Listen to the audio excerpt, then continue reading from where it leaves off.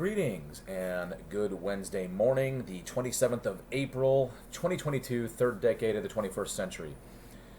So that's kind of my thing, that's my mantra, because I'm always amazed at the topics of conversation we're having in the third decade of the 21st century as opposed to where people thought we would be.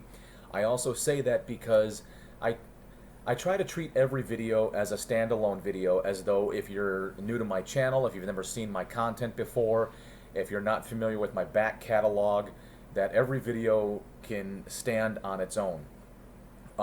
Again, the preamble, part of the reason, if not many, of why I started this channel was overall I have a lack of confidence in media sources as far as because of the First Amendment and the freedom of the press, freedom of expression, and the fact that the government is not supposed to get involved, and that the press and whatnot is supposed to be free from government oversight and free to express themselves. That means they're also free to be owned by private entities that can have their own socio-political agenda, which means that they can shape stories and creatively form stories to support their ultimate conclusions if that is a socio-political minded conclusion.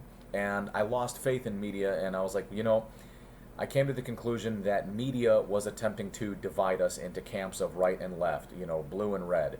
And for what purpose? Now, at the risk of putting on a tinfoil hat, the only conclusion I could come to logically was a civil war. Because why else would you be trying so hard to divide us? I mean, if you go to Yahoo, just Yahoo's homepage, it's beyond obvious that Yahoo is belligerently hard left, left wing, because anytime they refer to anybody on the right of center, center being the goal, because Yahoo is so hard left, they refer to everything right of center as right wing and extreme. So even Yahoo has a belligerent socio-political agenda, which blows my mind. I mean, it goes back to the day when the news used to just tell us, so it's going to rain. Okay, thanks for the information. Now with that information, what do I do as a relatively intelligent human being? Do I grab an umbrella? Do I put on galoshes? What do I do? How do I deal with this information? Versus, now the news like, it's going to rain, and there's a chance that rain is acidic, and that's going to eat away at your skin. So you better moisturize, or whatever the case may be. It's all agenda driven. So that's part of the reason I started this channel. I also seek a therapist. I'm going to see my therapist today at 10 o'clock. Because in my line of work, I was starting to notice that my own personal socio-political bias and my own socio-political thoughts and opinions were coming to the surface, and I was feeling a compulsion to make comments and say things that have nothing to do with what I do for a living. And the funny thing is we also live in a society now, and this is going to piggyback off of what I'm trying to say today in 20 minutes or less. We live in a society where currently I have zero social currency. I have less than social currency. I'm a heterosexual Caucasian male. And according to certain popular opinions, I've been the majority. I've been benefiting from all sorts of things, whether I see it, believe it, or not. So with that being said, how that affects me and impacts me, I felt these compulsions. So at the risk of offending anybody in my class, because all it takes is one. It takes one person who qualifies for any kind of marginalized status, who qualifies for any victim status, social currency, whatever the case may be, to make a comment, and next thing you know, I'm potentially out of work, because that's the society we live in. Is we must absolutely, beyond any shadow of reasonable doubt, adversely affect one another to the point of loss of income, loss of livelihood, you name it. And I find that absurd. And my therapist is the one who challenged me with this channel, because unbeknownst to me, in making this channel, I made numerous videos before I produced and published anything, because what I didn't realize was, by putting myself out there, I made the mistake of thinking that it was gonna go like viral, that hundreds upon thousands of people would see my videos. I've had one video in the the last year and some change that has had over 1,000 views. And that possibly had something to do with the title, and the title was not meant to be misleading. The title was not meant to draw people in. I make these videos as a form of catharsis. I make these videos as a form of giving myself a platform to say things and purge some of my feelings so that when I go to work, the compulsion is gone because I've given myself an outlet. So normally, I average between 1, 2, or 0 views. Recently, I've received some popularity, and that's cool, but you know, I made the mistake of thinking it was going to be popular, that thousands of people, not millions, but a couple hundred, maybe a couple thousand people would see these videos and there would be some adverse consequences. With the adverse consequences in mind, I had to start rethinking my thought process, like, why am I dehumanizing people? Why am I demonizing people? Why am I being so toxic and negative and whatnot? And why can I not recognize that we can see things differently, we can think differently, we can believe differently, and yet still technically be good people? We can still be productive members of society. We can still serve a purpose. But we don't have to necessarily go out of our way to adversely affect one another for what reason whatsoever. Because I disagree. And because I disagree, now all of a sudden I don't like you. And because I disagree and don't like you, now I have to make it my life's mission to destroy your livelihood. One of the people that watches my channel, and I'm terribly grateful for her, had something similar like that happen. She disagreed with somebody on a platform, and that person made it their mission to go after her and adversely affect her. Why? I mean, think of the amount of man hours, or woman hours, I'm sorry, but think of the amount of time and energy that was expended and wasted because of that. So, to kind of change lanes here, Miss Sheila, who's one of my lovely viewers, listeners, and more importantly, who's chosen to get involved in the channel and make comments, has found the courage and motivation to make her own videos once again. And I was watching her most recent videos, and I started to pick up on something. It may not have been her intent, it may not have been the direction she was going in, but I picked up on something. And this goes back to a video in my back catalog. But at the risk of sounding like I'm shamelessly plugging my channel and encouraging people to go deep into my back catalog, I made a video at least a year ago talking about the detrimental consequences of belief, and how when you take these concepts like identity politics and whatnot, when you commit to believing in something, it not only creates a sense of bias, but it can also potentially limit your ability to receive new information.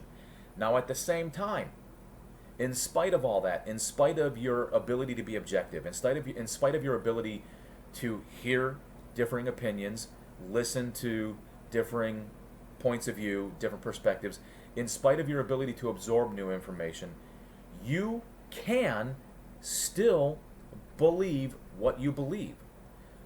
However, I think what we're experiencing is how people treat and act on their beliefs. All right? Miss Sheila and I tried desperately, I want to say Friday night, to do a Zoom and record the Zoom. And for whatever reason, the connection was just horrible. I don't know if it's the Bluetooth antenna in my laptop, if it's my Spectrum Wi-Fi, but it just kept cutting out and it was bad. And the reason I say that with a little bit of passion in my voice is because I really feel like we were making some headway. And at the risk of, what's the word I'm looking for? The risk. Well, since I don't have Miss Sheila on the other end, and I don't know when we'll be able to get together again and hopefully have a rock solid connection where there's good solid back and forth. One of the topics we were discussing, I'm not going to get into it, but the topic we were discussing, I don't know if she meant to do it. I don't know if she realized she was doing it. I don't know if she was aware that she was doing it. I'm going to go ahead and assume that she wasn't aware and she didn't mean to, but due to her beliefs and due to her emotional connection to the topic, she was pushing and pushing and pushing. At least that's how I felt. That's how I was receiving it. Like, as if to the point was like, hang on a second, you're starting to back me into a corner. Whether you mean to or not, whether that is your intention, you're backing me into a corner. Now, as most rational, civilized individuals, you put me into a corner, you're going to force me to have a disposition. You're going to force me to react. Is that what you're attempting to do? Are you forcing? Is that your intention? Now, I'm not one that likes to imply or conflate things. So I'm going to go ahead and assume that that was never her intention. That's not what she meant to do. Just due to her belief, due to her emotional involvement on the particular subject, she felt compelled to push the issue without realizing that me as an individual, she was backing me into a corner. And that goes back to what I was talking about with belief. You can believe in something. You can believe in something very strongly. But I think we have to be very careful with how we deal with that. Because it's one thing to believe and to believe strongly, and it's another thing to push that belief on somebody else almost to the point where you're attempting to convert them to believe in what you believe in or accept what you believe. And I made that video a little over a year ago, maybe even less than a year ago, talking about the power and the detrimental side effects of belief. Because when you actually dissect the word belief, there technically tends to be an emotional value associated with it, a strong, passionate consistency there. And, you know, it's understandable that if Miss Sheila had a very strong connection due to her belief, why she would push without even realizing she was pushing. And I often question, how many times have I done that? You know, how many times have I been guilty of that? Truthfully, I don't know. I'll be honest. My daughter, I don't want to say she's homeschooled. She goes to a virtual school that remained in existence after the COVID thing downsized and the kids were allowed to go back to school. She chose to stay in the virtual environment because the majority of kids, if not all the kids in the virtual environment, are more academically dedicated versus socially interested at a live school. I voiced my opinion that I'm concerned about your social development, your social growth by not interacting with people, developing those emotional calluses, you know, dealing with people, so on and so forth. But at the same time, I can't argue with the results. She's got good grades.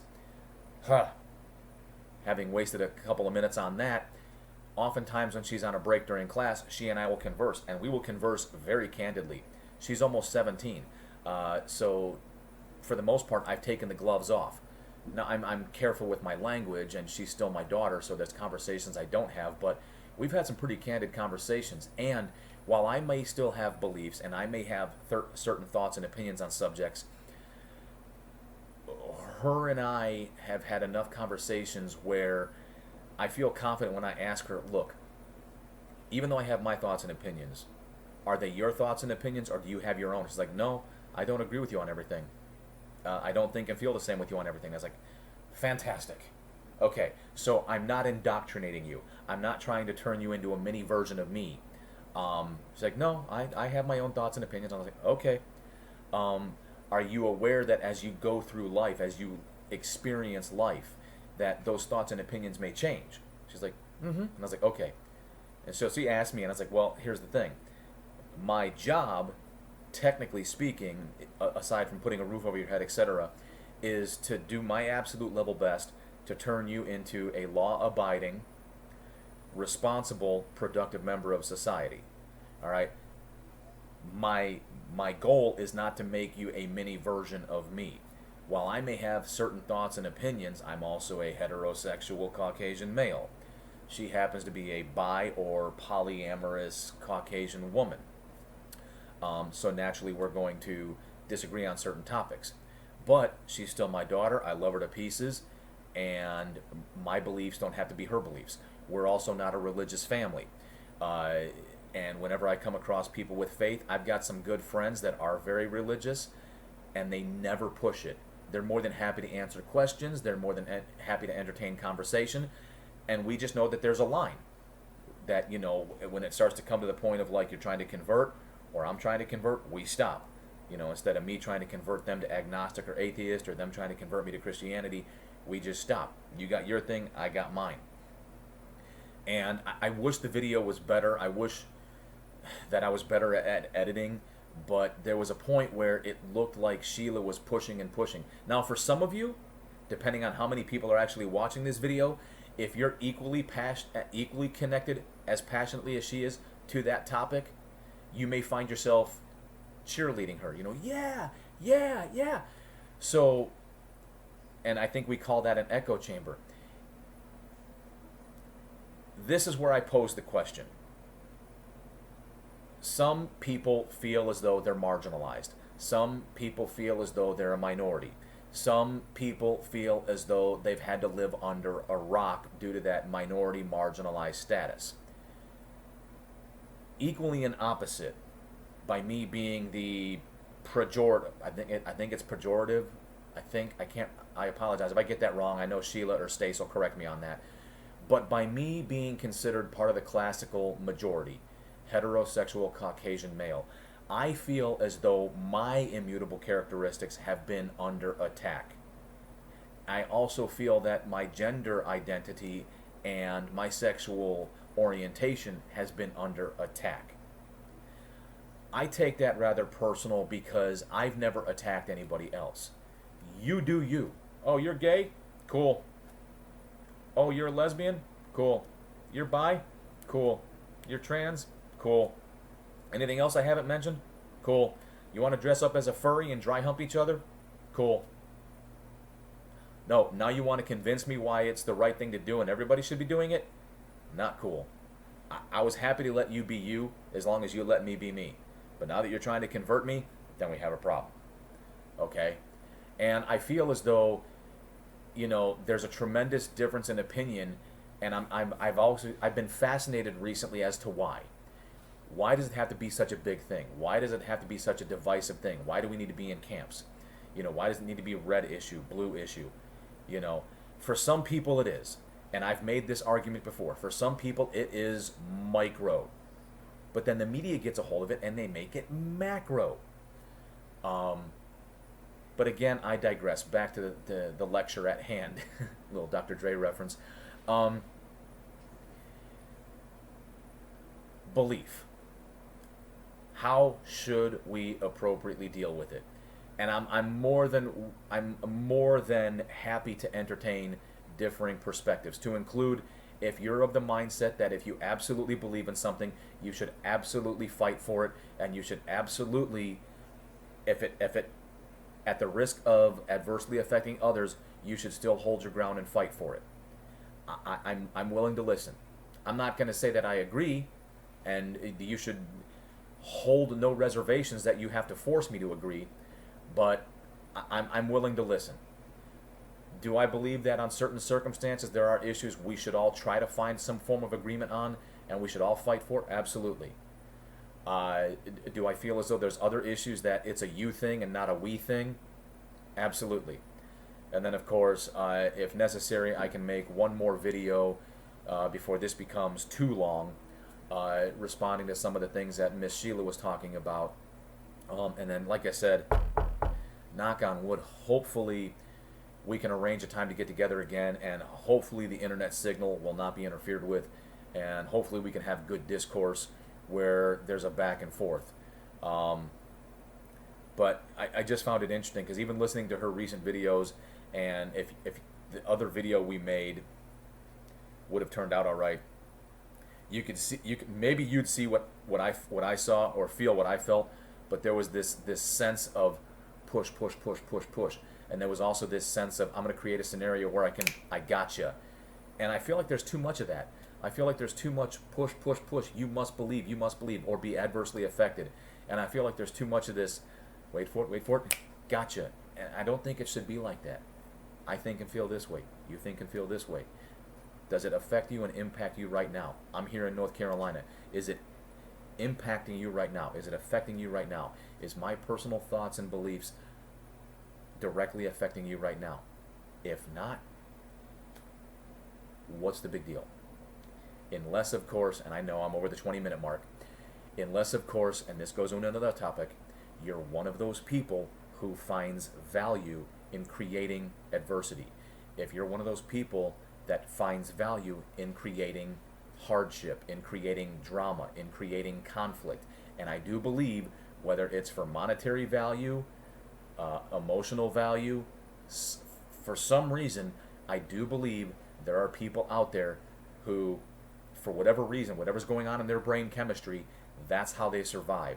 That's how they get through the day.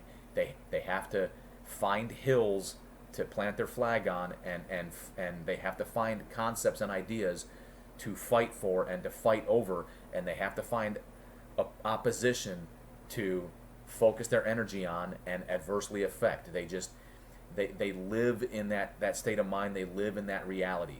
I do believe that there are people who, whatever it is, brain chemistry, whatever the case may be, they live in that victim status. They live in that I'm always marginalized, I'm always a victim, I'm always a martyr. It's always negative, and I have to lash out, I have to strike back. And I can't do anything for you. It is what it is. If that's who you are, hopefully you can overcome that, and hopefully, you can potentially find a better way to live. I've made this point before. You take, just as an example. So please, Sheila, Stace, don't go high to the right on me. But as an example, you take people like Al Sharpton and Jesse Jackson, who once marched for civil rights with the late great Dr. Martin Luther King. Well, they made a livelihood. They made a name for themselves. They made a brand out of civil rights, social injustice, specifically white versus black, specifically in areas like where I live now. Not where I grew up, but in areas where I live now. The former Confederate states, the former segregated states. All right? Well, if all things are relatively equal, if life has reached balance, if there's equilibrium, you no longer have purpose. So in order to generate purpose, in order to create purpose, they either have to actively seek out legitimate cases, or they have to, what's the word I'm looking for? Inflate. They need to exaggerate the most minute potential case. If there's the slightest hint of something that's in your realm or your sphere of influence, they have to latch onto it, and they have to throw napalm on this fire to once again throw themselves in the spotlight. See, I have purpose. See, my brand is still necessary. And I think there's people that live in that, they live in that world. So I apologize, I've gone over the 20-minute mark. As always, if you're new to my channel, I don't care if you like, I don't care if you dislike, I don't care if you subscribe, I don't care if you hit the notification bell. I'm only interested in comments. If you agree, cool. If you disagree, I more want to hear from you, and I want you to try to make your point, because I'm trying to build bridges. I'm trying to bridge the gap that we are not as divisive as the media is making us out to be, that we actually might find more common ground. All right? So with that being said, if you do get involved, you're awesome.